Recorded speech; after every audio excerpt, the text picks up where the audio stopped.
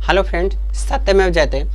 जैसा कि आज जो हम सीरीज स्टार्ट किए हैं, जैसे बीपीएससी का जो एग्ज़ाम्स होने वाला है टीचर का, ठीक है, उसको पास करने के बाद ही आप एक टीचर बन सकते हैं, शिक्षक बन सकते हैं। तो साइंस का हम कुछ पार्ट्स को हम देख रहे हैं जहाँ से क्वेश्चन आने की संभावना 100% बनी रहती है, ठीक है।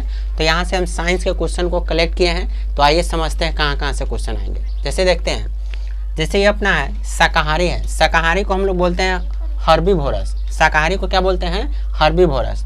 तो क्या है, तब बोलेंगे वह जंतु जो केवल पौधे व उसके उत्पाद को खाते हैं। शाकाहारी जंतु जो होते हैं वो पौधे व उसके किसको खाते हैं? उत्पाद को खाते हैं। तो भोजन के रूप में लेते हैं, आप भोजन करते हैं या भोजन के रूप में ग्रहण करते हैं, बात एक ही होता है। तो हम यहाँ से ये याद रखेंगे, शाकाहारी क्या होते हैं? तो शाकाहारी जंतु वे होते हैं, कौन से? वे होते हैं जो पौधे और उनके उत्पाद को खाते हैं। शाकाहारी जंतु हम उसे बोलेंगे जो पौधे और उनके उत्पाद को खाएंगे, उसे हम क्या बोलेंगे? शाकाहारी जंतु। तो एग्जाम्पल्स कभी कभी आता है क्वेश्चन में, जैसे आएगा हिरन, बकरी, बंदर।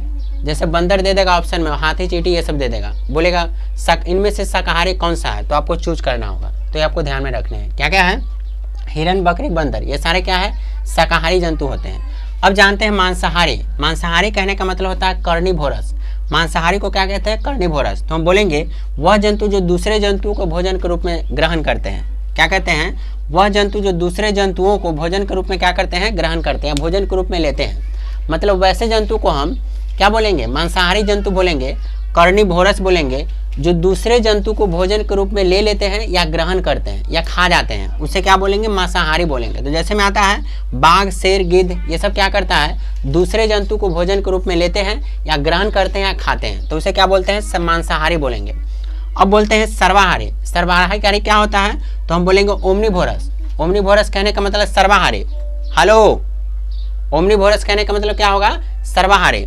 तो जैसे देखिए सर्वाहारी क्या होते हैं? तो ओमनीवोरस। तो हम बोलेंगे वह जंतु जो पौधे और जंतु दोनों को खाते हैं। किसको किसको खाएंगे? पौधे और जंतु किसको खाएंगे? दोनों को। तो उसे क्या बोलते हैं? सर्वाहारी, ओमनीवोरस बोलते हैं। तो क्या क्या होता है? तो मनुष्य और तिलचट्टा। क्या होता है? मनुष्य और तिलचट्टा आपका जो होता है सर्वाहारी है। एग्जाम्स में ऐसे आएंगे जो तिलचट्टा, मनुष्य, ये सब ऑप्शन में दे देंगे और पूछेंगे इनमें से सर्वाहारी कौन है या इनमें से कौन सर्वाहारी नहीं है, ऐसे ऐसे क्वेश्चन आएंगे, ठीक है। तो इसे जानना आपको जरूरी है आपके लिए। अब जानते हैं प्रकाश संश्लेषण। क्या है प्रकाश संश्लेषण? इसको बोलते हैं फोटोसाइंथेसिस। क्या बोलते हैं? फोटोसाइंथेसिस। जानते हैं पौधा अपना भोजन का निर्माण स्वयं करता है। जितने भी हरे पौधे जो होते हैं वो अपने भोजन का निर्माण क्या करते हैं? स्वयं करते हैं। क्या करते हैं? स्वयं करते हैं।